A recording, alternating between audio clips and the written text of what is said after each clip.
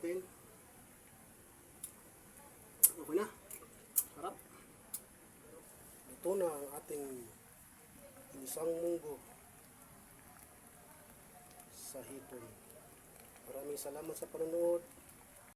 Today's video, magluto tayo ng ulam simple pero healthy. Bili tayo ng mantika, kawali. Add na natin itong ating dilis.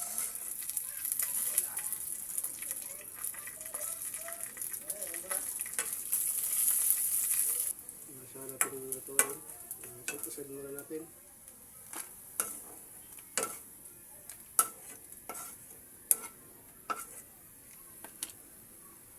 Bili tayo ng butter.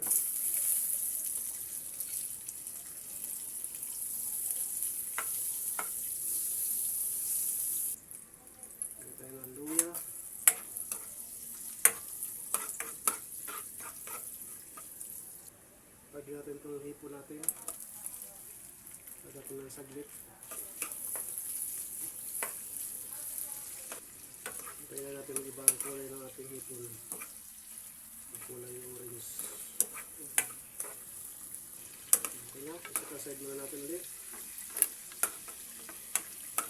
Gigisa tayo ng ating kamatis. Gigisa tayo ng bawang. Sibuyas. Sugaw natin itong kamatis. Dalawang piraso ating nilagay. Gisa-gisa na natin. Ayan, pagkas ang kanilang aroma. Ayan tayo ng paminta. Ayan tayo ng patis. Nakasanayan ko na rin maglagay lagi ng patis. Pagkakal pagluluto. Sunod natin itong ating nilagang buwid munggo. Gisa natin. Lagyan tayo ng asin. Lagyan natin itong ating napritong dinis kanina. Ang hipon.